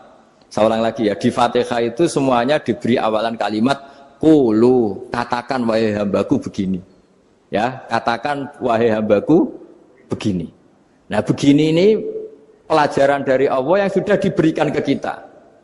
Terus kita mengatakan bismillahirrahmanirrahim, alhamdulillahirabbil, termasuk kita mengatakan iyyaka na'budu wa iyyaka nasta'in. Jangan bayangkan Allah ngendikan ke kita. Kalau Allah ngendikan kita berarti gini, hei Wahyu, ihdinas siratal mustaqim, tunjukkan saya jalan yang benar. Nah nanti kamu terus, ya Allah, Anda aja minta tolong saya minta tolong siapa kan? Jadi panjang kan? Ya, saya ulang lagi ya. Jadi itu di Ulumul Quran diterangkan gimana? Sebelum baca Fatihah, ya. Fatihah itu kalamullah, ngendikane Allah, tapi yang sudah diajarkan ke kita dan sudah milik kita, sehingga kalimat itu menjadi milik kita. Tapi ya kalamullah, tetap kalamullah, tapi sudah menjadi milik kita. Sudah paham ya? Ya pinter nah. Ya, karena kalau tanpa penjelasan seperti ini, Anda akan iskal. Bagaimana Allah iskal itu janggal? Bagaimana Allah mengatakan iya karena butuh? Kan jadi aneh ya? Ya, jadi tak jelaskan secara ilmiah ya. Jadi kata ulama-ulama tafsir, ayat-ayat Quran seperti ini sebetulnya dimulai dari qulu apa? Meskipun enggak dilafatkan. Itu kan sama dengan qul huwallahu ahad Muhammad, katakan kalau Tuhan itu satu. Ya namanya Quran itu kan kalam Allah, membina nabinya, membina umatnya. Makanya dikatakan atau enggak di sini tersembunyi kata qulu, katakan. Ya. Jadi ya ibarat apa itu? Kamu ngajari anak kamu lah. Le, panggil jenengan bapak kula. Itu maksudnya anak itu, kalimat itu kalimat kamu, tapi kamu ajarkan ke anak kamu. Terus anak kamu bilang, Pak jenengan bapak kula. Nah, ketika kamu mengatakan jenengan, bukan kamu mengatakan jenengan anakku, berarti anakmu itu bapakmu, kan lucu kan? Anak kamu ajari jenengan bapak kula. Kamu, engkau, bapak saya. Terus anak kamu mengulang jenengan atau kamu bapak saya. Berarti itu kalimat yang kamu ajarkan, tapi sekarang sudah milik anak kamu. Kalau itu kalimat kamu kan lucu, masa anak kamu bilang bapak? Nah itu seperti itu. Jadi ulama memberi solusi atau jawaban iya karena abudu. Iya itu sebelumnya ada kata-kata kulu, katakan wahai hambaku, hubungan kamu dengan saya adalah katakan iya karena abudu, wa iya karena nasta'in. Terus hubungan kamu dengan saya katakan juga dalam doamu ihdinas siratal mustaqim. Jelas ya, jadi itu kalam Allah yang sudah milik kita karena diajarkan Allah untuk kita. Dong ya? Ya dong, gak jelas gak. Tapi bagus gak jelas itu bagus. Kalau kamu jelas gak jadi digrab, jadi gubernur. Min azimi fadliha kasratu asma'iha wa fadail ukhra. Ini cerita dramatisnya surat Al-Fatihah. Qala Abu Hurairah radhiyallahu anhu inna iblisa ranna khina unsitat Al-Fatihah. Jadi iblis itu begitu kesakitan. Ini kitab Abu Abul Farad karangannya Sayyid Muhammad Alawi, juga kutipan dari beberapa kitab. Yang jelas beliau sendiri juga ngutip dari beberapa riwayat di beberapa hadis. Halaman 1, 2, 3. Ketika Fatihah turun itu iblis kesakitan. Kayak orang sakit gigi lah, tersiksa sisanya karena turunnya surat apa? Al-Fatihah. Artinya kalau Anda baca Fatihah dijiwai, maka Anda melemahkan setan, melemahkan iblis. Wa qala Mujahid, khina unzilat Fatihatul kitab ronna fastama indahu asyayatin. Jadi ketika Fatihah itu turun, iblis itu terkapar lah kira-kira. Sampai dijenguk banyak setan. Jadi kemana di ICU lah kira-kira gitu kalau sekarang itu. Entah COVID entah enggak tahu, pokoknya di ICU sampai dijenguk banyak setan. Enggak tahu bawa apa enggak tahu, pokoknya dijenguk banyak setan. Ono yang nyangoni karena ini apa? Ketuanya apa? Pingsan, sakit. Jadi iblis itu sakit sampai dijenguk anak buahnya setan-setan. Ya, semoga kalian semua tidak kenal setan. Kalau kenal berarti teman, apa? Wa qalu misla dzalik. Wa qala lahum laisa mimma taquluna syai'un walakin unzilat suratun laisa ajru qailiha illa an harramahu alaihi nar jahannam. Saya ini bukan sakit fisik kata iblis. Kamu tidak usah jenguk saya, datangkan dokter terbaik, tidak usah. Saya ini tidak sakit fisik. Saya ini sakit karena ada surat yang diturunkan, yang pahala yang melafatkan surat itu pasti selamat dari neraka. Padahal misi terbesar saya ini supaya manusia masuk neraka. Sekarang punya tamengnya. Wah pusing kan? Ya seperti orang lah goda sampean ternyata sampean setia itu kan pusing. Nah ternyata tidak setia itu yang akhirnya ribet kan itu.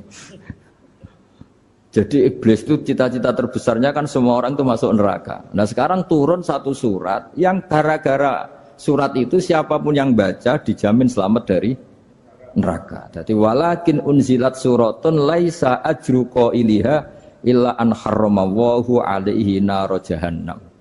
Karena jadi dia shock lah itu kalau orang di Jawa itu bilang shock.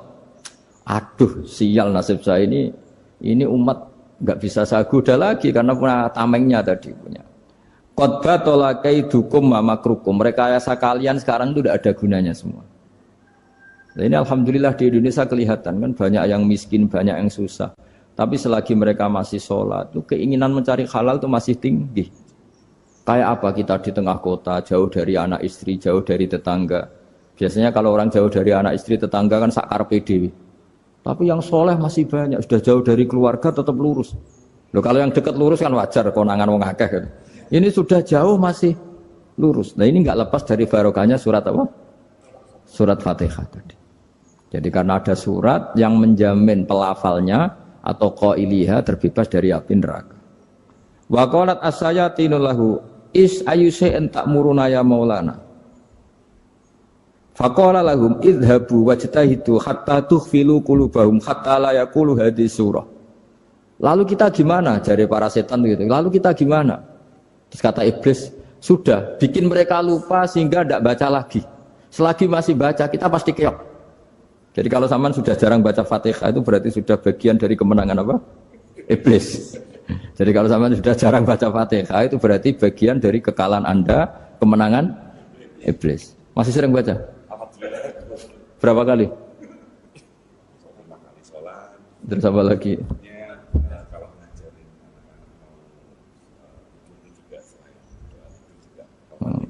Kok 5 kali tok itu? Berarti pas salat fardu tok itu. Enggak 5 kali itu mendingan itu 17. Kamu itu ngitungnya jangan 5 ini. 5 waktu itu berarti lumayan kan? Berapa? 17 ya? Iya. 17 ya? Ya. 17 tapi kalau makmum tuh sering separuh kan, apalagi makmum tarawih. Ya kan? Makmum tarawih itu bacanya Fatihah ada yang sempurna enggak ya? Ya enggak lah. Baru alhamdulillahirabbil alamin ruko ikut ruko gitu. Makmum kan yang tarawih teman. Kalau tarawih jarang sempurna ya. Fatihahnya itu. Kan imam sudah ruko. Kamu bacanya Fatihah sampai mana tuh? Baru setengah ya. Ya paling pas tarawih aja kan enggak sempurna ya. Apalagi kalau imamnya sing kilat tuh waduh malah. Nah ketika Fatihah itu sebegitu keramatnya, sebegitu topnya, itu setan rapat singkat cerita itu yang tadi dipimpin oleh iblis yang sedang terkapar apa? Terus tadi obatnya enggak ada, cuma dia shock karena ada surat yang turun yang melafatkan itu pasti selamat dari apa? Neraka. Nah ini gimana saran Anda? Sarannya adalah bikin orang-orang itu lupa, tidak baca Fatihah. Nah ini rapatnya iblis. Idzabu wajtahidu hatta tufilu qulubahum hatta la yaqulu hadhihi surah. Kala yuksiru qira'ataha wa la yakunu lahum ajrun wa thawabun bal yakunu lahum adzabun wa iqabun.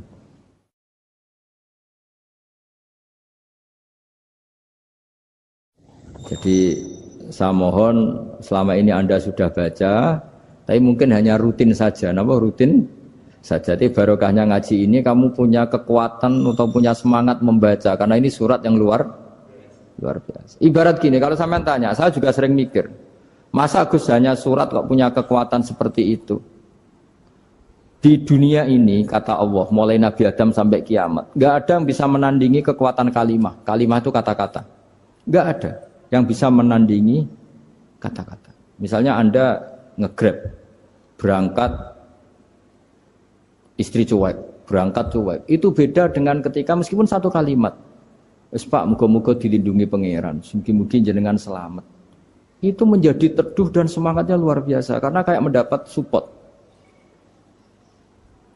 Jadi kira-kira kalimat itu hubungannya kita dengan Allah Fatihah itu seperti itu. Kamu melafadzkan satu kata-kata yang dibenarkan langit bumi, dibenarkan aras, dibenarkan malaikat, dibenarkan semua penghuni di dunia ini. Sehingga itu efeknya luar biasa. Itu seperti gini ya, kamu cerai sama istri, terus nikah lagi katut babon. 10 tahun anak kamu dididik, ibunya benci kamu. Dan memang Anda layak dibenci. Dididik. Dan sampai nggak pernah manggil kamu Pak. Suatu saat, kamu tentu rindu kan, ingin dipanggil bapak oleh anak kamu. Suatu saat anak ini manggil kamu Pak E. Wah itu senengnya bukan main. Hanya sebuah kata-kata. Makanya kadang-kadang orang itu tanya sama kiai, ijazah lafadz ini gunanya apa sih? Itu ijazah-ijazah itu untaian kata-kata. Yang kata-kata ini dibenarkan langit dan bumi dan aras dan para malaikat. Sehingga efeknya itu luar. Nah ibarat seperti itulah, kamu melafadzkan Fatihah itu melafadzkan kata-kata yang dibenarkan Allah dan Rasul dan semua malaikat, semua penghuni langit. Maka ini efeknya pasti luar. Nah di sini lah orang-orang dulu itu tahu keramatnya itu sehingga ketika melawan Belanda, melawan Jepang dulu itu kalimat-kalimat itu menjadi mantra yang luar biasa. Doa yang luar biasa. Tapi di era modern karena orang sudah tidak ngerti itu, dianggap itu mantra, jimat, khurafat, bid'ah, waduh ribet menemal. Sebetulnya tidak seperti itu. Memang kata-kata ini kekuatannya luar biasa. Sama kesakitan hati kamu juga karena itu. Ngojek wangilan. Lha Pak di bojo kok kowe gagah tok kere. Wah, iku seling terus. Padahal kalimat itu kan tidak melukai secara fisik, tapi apa kerjanya sesuk saras-sarasen. Karena terus dengan pengadilan seperti itu kan ngapain kerja demi perempuan yang seperti ini. Lagi-lagi kata-kata ini luar. Nah bayangkan kalau kata-kata itu adalah kalimat yang diajarkan Allah lewat Rasulnya, lewat malaikat Jibril. Kayak apa kekuatannya itu? Nah, kira-kira Fatihah itu gitu. Kalimat yang baik, kalimatan thayyibah diajarkan oleh Allah dan Rasul. Kayak apa kira-kira kekuatannya? Pasti luar biasa. Wong support yang dikatakan istri kita, anak kita aja luar biasa. Apalagi ini support yang diajarkan Allah dan Rasul. Ya makanya saya mohon kalau baca Fatihah, baca kalimat-kalimat thayyibah ketika sholat itu dijiwai. Ya misalnya Rabbana lakal hamdu mil'us samawati wa mil'ul ardi wa mil'u ma syi'ta min syai'im. Engkau zat yang layak dipuji dan pujian ini memenuhi langit dan bumi.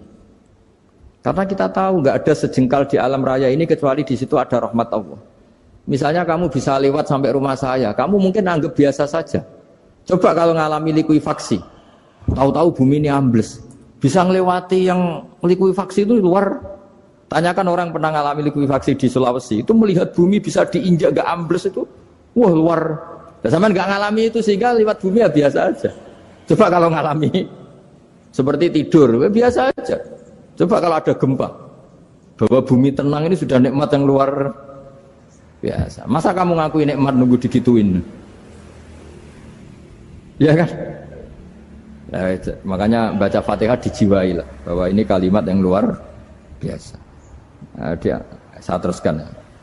Warwa Muslimun fi sahihihi an Ibnu Abbas radhiyallahu anhuma annahu qala bainama Jibril alaihi salam qaidun dan Nabi itsami anaqidan min fawqih farafa'a ra'sahu faqala hadza babun minas sama futihal yawma lam yuftah qaddu ilal yaum fanazala minhu malakun faqala hadza malakun nazza ilal ardi walam yanzil qattu illal yauma fasallim waqal absyir binuraini qad uti tahuma lam yu'tahuma nabiyyun qablak Fatihatul kitab wa khawatimus suratil baqarah. Jadi suatu saat Jibril ini jagongan kira-kira gitu sama Rasulullah. Tahu-tahu langit itu gemuruh. Langit gemuruh kata Jibril terus semuanya ngangkat kepala ke langit. Ini pintu langit baru ini dibuka, yang sebelumnya tidak pernah dibuka seperti ini. Turunlah malaikat, yang malaikat ini pun malaikat spesial yang nggak malaikat murahan lah kira-kira gitu, yang nggak pernah turun ke bumi kecuali juga saat itu. Dengan penyambutan yang luar biasa, dengan semuanya tidak pernah terjadi. Hanya karena bahwa surat Fatihah. Jadi ini surat yang luar biasa, pengawalannya lewat malaikat yang spesial nggak pernah turun di bumi kecuali saat itu. Penyambutannya juga nggak pernah seperti itu, baru seperti itu. Jadi semuanya itu spesial. Nah, kenapa ini spesial? Karena di situ ada isi puja-puji kepada Allah Subhanahu wa ta'ala. Ada ikrar kita, alhamdulillahirabbil alamin, arrahmanir rahim. Ikrar ini penting. Kalau contoh paling gampang gitulah. Kamu punya istri selama ini cerewet terus. Suatu saat ngomong, "Pak, tak angen-angen rono wong lanang koyo sampeyan." Wah, itu langsung tidak ada lelaki sebaik engkau. Itu sama senengnya, masya Allah. Karena ada ikrar dari seorang istri ke kamu. Nah bayangkan kalau ikrar kita sebagai hamba diakui oleh Allah Subhanahu, maka ikrar ini akan dicatat sebagai kebaikan kita yang kita panen nanti di akhirat. Karena ada ikrar. Kita ikrar bahwa alhamdulillahirabbil alamin, kita ikrar ar-rahmanir rahim, kita ikrar maliki yaumiddin, kita ikrar iyyaka na'budu wa iyyaka nasta'in. Sampean misalnya jadi orang Indonesia, ketemu orang Indonesia yang makmur di Jerman. Terus lupa Indonesia. Kamu orang Indonesia? Enggak, saya enggak orang Indonesia. Mangkel gak kira-kira? Mangkel. Karena salah ikrar kan gitu. Ya, jadi saya mohon jangan anggap kalimat itu hal yang biasa, tapi luar biasa. Nggih, ngoten mawon. Assalamualaikum warahmatullahi wabarakatuh.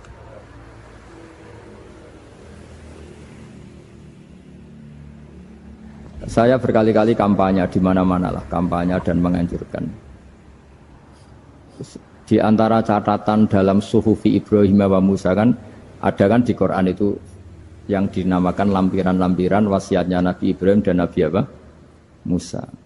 Itu di antara catatannya begini. Orang yang punya akal itu adalah orang yang bisa menikmati sesuatu yang baik. Misalnya gini, contoh gampang gini. Kamu punya anak pertama atau punya anak yang masih kecil, itu gendong tuh senangnya bukan main, melihat anak sehat tuh senangnya bukan main. Mungkin saat itu banyak orang yang sedang maksiat dengan perempuan nakal atau dengan teman-teman nakalnya, yang nganggap seperti itu tidak nikmat. Tapi andaikan ini ditimbang ya ditimbang. Yang maksiat tulan, misalnya paling ukuran bahagianya itu 70%. Tapi yang ini, yang nimang anak baru lahir atau masih kecil, corong Jawa ngeloni anak, bisa saja bahagianya itu sampai 100%. Artinya selama ini kesalahan kita adalah nganggep maksiat itu pasti menyenangkan dan taat itu tidak menyenangkan. Makanya saya berkali-kali fatwa, untuk melawan kenikmatan maksiat, orang harus terbiasa menikmati taat, menikmati kebaikan. Jangan kira kita nimang istri nikmat, nimang anak nikmat, ketemu teman yang lama tidak ketemu juga nikmat. Artinya kita akan melewati berjam-jam untuk jagungan sama teman, sama anak, sama istri. Dan itu harus kamu nikmati supaya mengganti tidak berkebutuhan nikmat yang lewat jalur maksiat. Jadi saya mohon sarana-sarana yang menyenangkan itu, yang taat itu kita maksimalkan. Makanya bapak saya itu sering pesen, kowe nak ngaji sing guyon, sing seneng. Nganti wong maksiat itu karena cari kesenangan. Coba kalau kesenangan itu sudah didapatkan saat taat, maka tidak butuh lagi kesenangan yang berbentuk maksiat. Makanya orang-orang wali dulu kalau sudah sholat itu gak bisa berhenti karena merasa nikmat. Makanya Nabi pernah ngendikan wa qurratu aini fi sholat, nyaman saya itu kalau sedang sholat. Jadi kalau gak melanggar itu karena takut aparat, bukan karena kesadaran hukum. Tapi kalau urusan rambu-rambu itu seperti itu. Tapi kalau urusan orang tidak zina, tidak maling, tidak korupsi, itu hampir mayoritas orang Indonesia itu karena takut azab Allah atau takut dosa. Sehingga di desa terbelakang yang enggak terjangkau polisi atau di daerah-daerah yang sangat terpencil, itu perilaku leluhur, yaitu tidak nyuri, tidak zina, tidak apa, itu ya tetap jalan. Karena mereka memang dididik oleh agama. Sehingga keinginan kita terbesar adalah bahwa sesuai konsep Imam Ghazali, al-ulama wal umara tau amani. Jadi ada sinergi lah antara ulama dan umara. Dulu biasa raja-raja itu ngaji sama ulama. Tapi ulama juga biasa antri di kerajaan untuk ngurus administrasi negara. Jadi beliau-beliau ya bisa sebagai rakyat, tapi juga sekaligus sebagai guru. Karena beliau-beliau ini orang-orang yang bisa menanggalkan egonya. Lalu kenapa kerajaan dulu itu begitu kuat?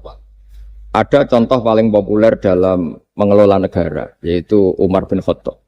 Itu Sayyidina Umar bin Khattab. Itu bajunya, jubahnya itu ada 12 jahitan, saking jeleknya. Jadi saking jeleknya itu 12 jahitan. Ada pernah seorang kiai yang cerita, ketika Baitul Maqdis itu ditaklukkan oleh pasukan Umar, itu beliau harus naik unta dari Madinah sampai Yerusalem. Karena kerajaan yang ditaklukkan itu membayangkan Umar itu seorang presiden, seorang khalifah pasti wah. Itu ternyata pas sampai gerbang Yerusalem itu Umar itu yang nuntun unta. Karena ketika unta itu hanya satu, sama pengawalnya bilang, saya mau naik unta asal gantian. Ya 2 kilo Umar naik, 2 kilo ajudannya yang naik. Sampai Pak. Lepas mau pintu gerbang itu pas giliran Umar yang nuntun. Kata ajudannya, kali ini jenengan yang naik saja. Enggak, saya enggak mau bohong. Jadi yang disambut ya ajudannya. Karena ajudannya pakaiannya lebih bagus dan Umar pakai tadi jubah yang berjahit 12. Jadi betapa orang-orang dulu itu ketika jabat itu malah tasawuf. Karena tadi dipandu oleh agama. Setelah itu ada beberapa sahabat yang usul. Ada pesta gitu karena ini hari kemenangan. Kata Sayyidina Umar, Inna Allaha ta'ala ayyara qauman faqala adhabtum thayyibatikum fi hayatikumud dunya wastamta'tum biha. Di antara kritik Allah kepada orang-orang yang enggak benar adalah jatah kenikmatan kamu sudah kamu habiskan di dunia. Maka di akhirat sudah ada jatah.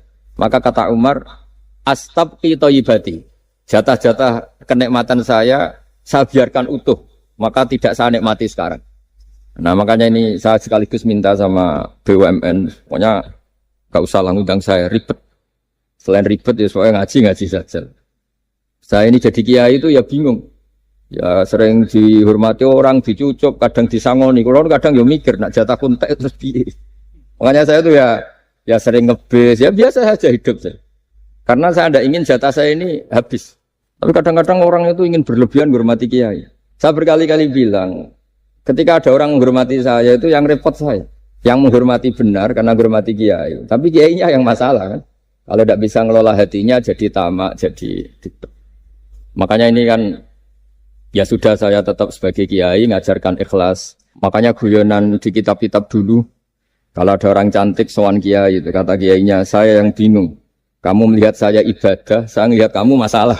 jadi, tapi kalau kiainya agak soleh ya enak sama-sama seneng kan. Masalahnya kita ini soleh, paling enggak berusaha soleh. Ya jadi kalau Pak Aryo sowan sini itu dia benar, sudah sopan lah sama kiai, beliau pejabat sopan. Saya yang masalah kan. Misalnya saya ke Jakarta terus ingat Pak Aryo ingin difasilitasi, saya kan jadi repot. Makanya kemungkinannya kecil, kalau saya ke Jakarta tak hubungin itu kecil dan tidak perlu tersinggung. Saya selama ini ya sering ke Jakarta ya biasa. Saya hampir per 3 bulan, 4 bulan datang ke pondoknya Pak Kures. Ya jarang hubungi pejabat. Ya sudah kalau mau ngaji aja. Nah kenapa saya menekankan ikhlas? Karena ini kan acara khataman. Di antara pokok dari ajaran Quran adalah wa ma umiru illa liya'budullaha mukhlishina lahuddin. Jadi kalau sudah berani beragama ya kita harus ikhlas.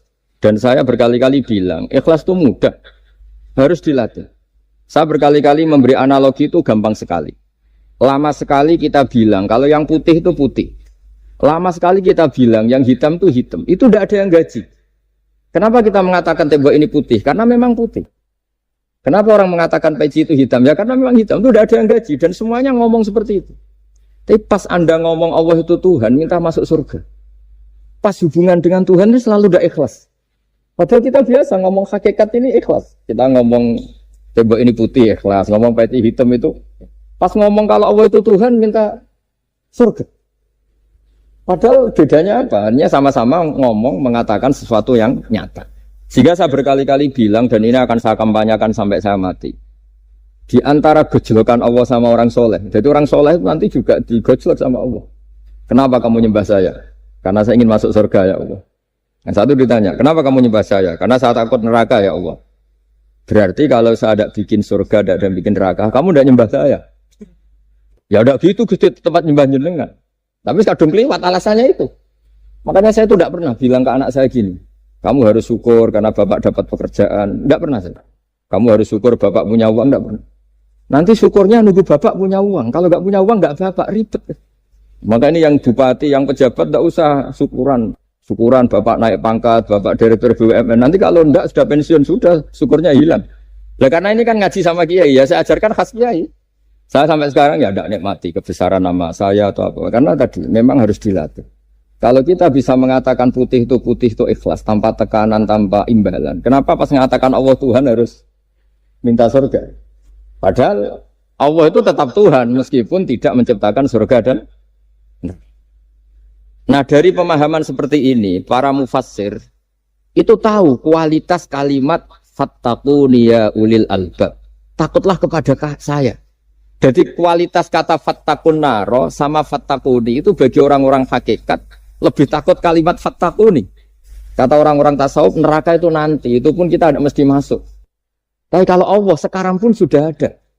Jadi kalau cara berpikir orang tasawuf gini, ini karena Pak Bima mesti gak pernah belajar tasawuf, karena belajarnya nyari uang. Gitu. Makanya ini tak ajari cari tasawuf. Tadi sudah tak gojlok. Harus ngapalkan Quran. Katanya.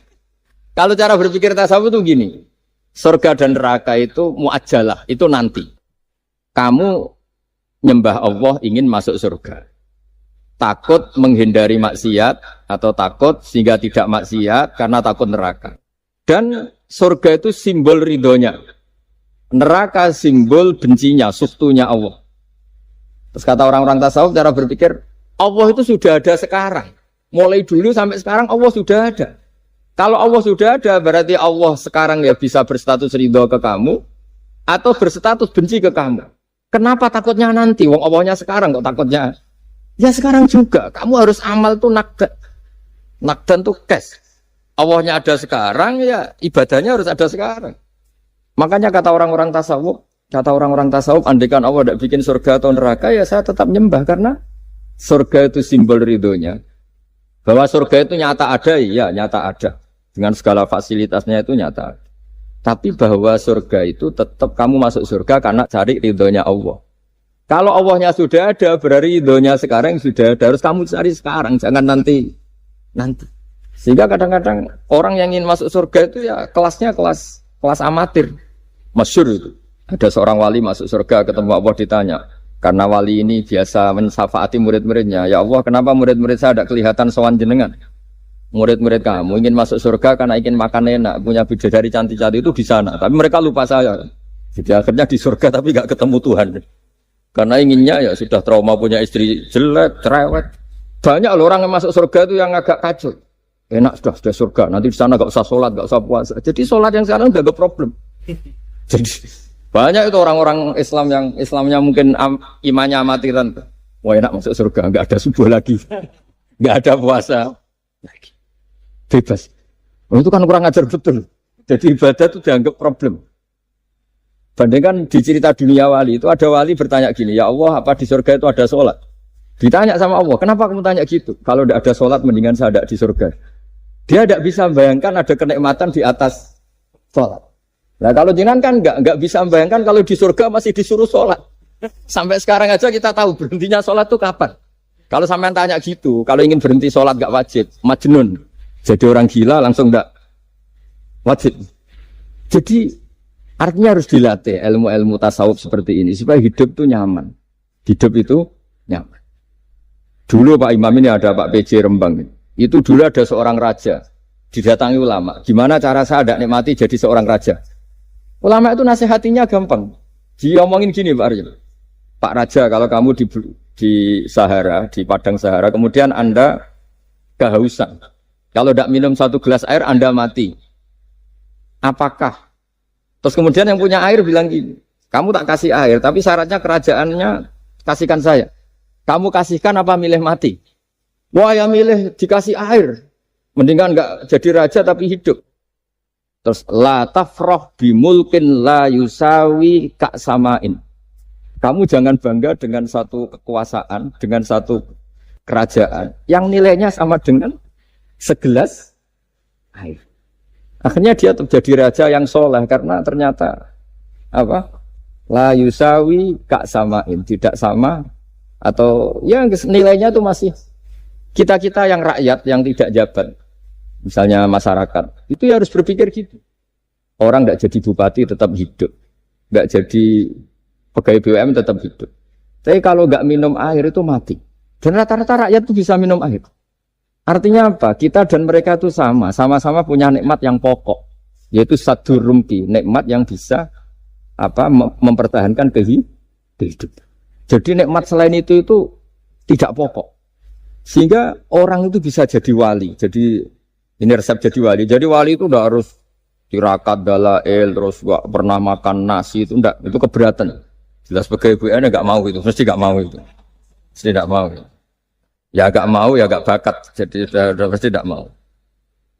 Karena ini saya tahu banyak tentang beliau. Pak Arya itu bin selamat. Dulu abahnya itu ditobatkan Gusmi, dimengertikan agama oleh Gusmi. Karena beliau ingin tetap mencintai kiai, korbannya saya karena Gusmi meninggal. Terus mahabbahnya diarahkan ke saya. Tapi saya berdoa supaya diarahkan ke banyak kiai lah, supaya saya tidak jadi objek sasaran. Nanti juga repot ini. Saya itu sering disewani orang dari Kalimantan, Sulawesi, saya ingin idolakan jenengan, saya ingin dekat dengan jangan. Ya sudah lah, pakai kiai lokal di sana aja. Jadi sampai tidak ganggu saya, terus kiai lokal di sana juga tidak mahjub oleh saya. Kata saya. Saya teruskan. Jadi dulu para raja itu dilatih oleh ulama, termasuk dilatih begitu. Kamu punya kamar 1000, kalau tidur per 5 menit ganti kamar. Karena eman sudah dibikin kok nggak dipakai. Nggak juga, punya kamar 1000 yang dipakai hanya satu. Ngapain punya 1000 yang dipakai hanya? Punya baju satu lemari, yang dipakai hanya satu. Apa mentang-mentang bajunya 5 terus pakai rangkepan sampai 5. Punya mobil 5 yang dipakai ya. Jadi orang dulu itu dilatih sebegitu. Sehingga dulu itu tidak ada raja kecuali punya penasehat. Zaman belum Islam ada resi, kalau setelah Islam ada ulama. Sehingga mereka bisa menertawakan kerajaan. Maksudnya dianggap biasa. Ada seorang raja ditanya ulama, khas seorang raja itu apa? Merintah tidak bisa diperintah. Terus si ulama ini tiap pagi itu datang ke atas gunung, cari tempat paling tinggi terus mutolaah kitab. Setelah mutolaah kitab ya wasik ya. Kayak saya kalau belajar ya asik. Ngalang-ngalain jagungan sama pakai BUMN kalau saya sudah belajar. Terus dia bilang, enaknya apa jadi raja? Saya di sini nggak ada yang memerintahkan saya. Berarti saya dengan raja sama. Dan kelebihan saya juga tidak ada yang ganggu. Kalau raja masih banyak yang ganggu. Artinya bisa mengolah. Kalau sekarang enggak. Banyak kiai yang melihat pejabat itu kayak gimana. Wong kok mulyane ngono. Buka pintu aja enggak pernah. Mulyane kayak gitu. Yang jenis ini dia rugi, sudah iri, enggak punya kenikmatan sendiri. Ulama dulu itu bisa mengelola kenikmatannya sendiri dengan cara seperti itu. Makanya masyhur Sayyidina Ali itu kalau malam itu diantara sebab beliau tambah dekat sama Allah. Itu diantara wiridannya itu bukan kayak wiridan kita itu enggak. Wiridannya begini. Ya Allah, kafani izzan an takuna li rabban wa kafani fakhran an akuna laka abdan. Saya sebagai manusia ini sudah sempurna. Punya Tuhan engkau. Tuhan yang maha dahsyat, maha top. Kayak apa nyesalnya saya kalau punya Tuhan hanya sebuah batu. Hanya pahatan batu. Atau Tuhan yang mati, atau Tuhan yang kelaparan. Wa kafani fakhran an akuna laka abdan. Dan saya ini bangga karena jadi hambamu. Jadi orang dulu itu nyembah Allah itu tidak harus dengan kalimat subhanallah wa akbar. Tapi punya kesimpulan yang menjadikan mereka ini nyaman dengan Allah. Abu Yazid Al-Bustami itu diangkat jadi wali setinggi-tingginya itu diantaranya kalau wiridan bilang gini, ya Allah kenapa engkau ngasih makan saya, ini aneh. Kenapa engkau ngasih minum saya itu aneh. Di mana-mana orang memberi itu ada kepentingannya. Misalnya majikan, bayari karyawan karena ada kepentingannya. Malah kalau di fikih itu agak absurd. Fikih itu hubungan suami istri itu agak kacau kalau dalam fikih. Lelaki itu tidak wajib nafkahi istrinya kalau tidak ngasih. Jadi kayak agak-agak transaksi. Dan istrinya punya hak nggak mau diajak kalau nggak dikasih nafkah. Jadi makanya dulu Mbah Mun tuh kalau ngajar saya fikih itu ngajari wong perhitungan. Jadi maksudnya wong ambek bojo kok perhitungan. Tapi di mana-mana hubungannya orang tuh begitu. Wong kenal kiai, nak orang loro kiai diatur ngene iki ora marem. Singkat cerita Bu Yazid itu tuh, ya Allah engkau zat yang luar biasa. Engkau tidak butuh saya tapi ngasih saya. Ini fenomena aneh. Di mana-mana orang ngasih itu ada kepentingannya, apalagi pilkada. Wah, itu tambah banyak kepentingan. Artinya dia bisa mensifati Allah dengan cara yang enggak kebayang orang lain. Allah itu tidak butuh kita. Tanpa kita sudah jadi Tuhan, tapi ngasih kita. Apa ya Allah alasan engkau mengasihi saya? Engkau tidak butuh saya. Di mana-mana orang ngasih itu kan karena butuh. Misalnya kamu ngasih anak, apapun alasan ikhlas Anda ini karena nyaman. Anak ini menjadi hiburan. Tetap seneng ya. Ada unsur kamu itu dapat timbal balik, setidaknya seneng. Atau ngasih rival politik kamu, setidaknya ya karena safety lah kata tadi Pak Ari. Bergak berontak teman-teman. Pokoknya ada kepentingan. Tapi Allah ini zat yang nggak punya kepentingan, kemudian tetap ngasih. Dari situ terus dia punya cara mencintai Allah. Jadi wali-wali dulu itu punya cara untuk mencintai Allah. Dengan cara seperti itu. Makanya ada wali yang nangani orang-orang macam-macam. Kayak Gusme itu masyhur, beliau nangani orang fasik, orang macam-macam. Dulu itu ya ada seorang wali itu jadi wali karena beli narkoba. Tapi bukan untuk diminum, untuk dimusnahkan. Tapi kalau sekarang nggak mungkin karena narkoba harganya sudah miliaran, triliunan. Kalau dulu mungkin. Jadi ceritanya itu kampung dulu kan terpisah-pisah oleh gunung oleh apa. Singkat cerita si wali ini setiap ada bandar narkoba, dulu pakai Homer. Homer kalau dulu arak. Dibeli sama dia. Dibeli setelah agennya pergi, dilarungkan pokoknya dibuang. Begitu terus. Suatu saat si pengedar narkoba ini heran. Kampung situ itu selalu tak kirimin Homer kok gak ada yang mabuk. Tapi dibayar cash. Malah si orang ini meninggal wangi. Ternyata dia tidak ingin kampungnya itu mabuk. Sehingga dicegat di jalan supaya khamr ini tidak sampai ke kampung. Nah, sekarang kan tidak mungkin narkoba semahal itu. Tapi apapun itu kembali ke ulama dan umaro. Alhamdulillah di Indonesia itu ulama ya mati-matian supaya generasinya tidak terlibat narkoba dengan cara ditakutkan neraka. Umaro juga melakukan itu dengan cara ditakutkan penjara. Ini yang kita sama-sama ulama wal umaro apa? Tahu aman. Kita kerjasama dengan kapasitas masing-masing. Jadi penting sekali ngaji seperti ini supaya kita tahu bahwa khazanah-khazanah kita tentang dekat sama Allah itu macam-macam. Ini khusus ijazah ini sama Pak Bima, Pak Arya itu. Dulu Kiai Hamid Pasuruan terkenal wali. Dan di antara wirid dan dzikir wal filin ada beberapa kata yang dari Kiai Hamid. Jadi dzikir wal filin itu kalimatnya utamanya dari Gusmi, Mbah Ahmad Siddiq, tapi ada beberapa kalimat yang dari Kiai Hamid Pasuruan. Saya tahu banyak lah karena bapak saya juga temannya Gusmi dan mbah saya kandung sepupu sama Mbah Hamid. Itu kalau ada orang sepuh-sepuh Pak Bima kayak jenengan Pak Aryo disuruh ngapalkan Quran. Ya mereka protes. Masa saya hafal, Pak? Sudah lah pokoknya ngapalkan. Ada yang 2 juz mati, 1 juz mati. Karena ya sudah sepuh. Suatu saat ada ulama yang tanya, kenapa Mbak Hamid? Biar kamu dalam perjalanan di dunia tercatat ini bercita-cita hafal Quran. Sehingga kalau mati berstatus man salaka thoriqan yaltamisu fihi ilman sahalallahu lahu thoriqan ilal jannah. Orang yang mati berorientasi ingin ngaji. Tapi kalau kamu tidak punya orientasi ngaji kan di otak kita andaikan direkam Allah. Loh, coba hati kita andaikan direkam Allah. Ingin kaya, ingin punya gunung, ingin punya alpat, ingin punya ini itu. Coba kalau itu nanti disetel di akhirat. Tapi kalau kamu ingin ngapalkan Quran kan setidaknya pas disetel ya keren. Ingin hafal Quran meskipun tidak hafal-hafal gitu. Ingin hafal itu. Meskipun nanti kalau malaikatnya drengki ditambahin meskipun. Tapi insya Allah mereka ada yang drengki. Tapi andaikan kita nanti tidak punya cita-cita ngaji, itu rekaman kita hanya itu. Ingin mapan, ingin kaya, ingin menguasai dunia. Betapa malunya kita kalau rekaman itu kita dengar di depan Allah. Padahal nanti niat ini yang dihitung. Faman kanat hijratuhu ila Allah wa rasulih fa hijratuhu ila Allahi wa rasulih. Orang yang orientasinya hijrah. Hijrah itu meninggalkan yang buruk menuju yang lebih baik. Hanya untuk Allah dan Rasul, maka ya dihitung ke sana. Jadi misalnya Pak Bima, Pak Aryo ngapalkan Quran, hafal-hafalnya. Tapi berarti perjalanannya ini mencari ridhonya Allah, itu ditulis. Tapi kalau kita orientasinya ingin mapan, ingin sejahtera, ya ditulis. Ini ingin punya rumah 2, ingin punya rumah di berbagai provinsi. Ini coba kalau itu nanti direkam. Terus ditanya Allah, inginnya kamu apa sih di dunia? Dan itu bisa menjadi status kita. Ngeri kan?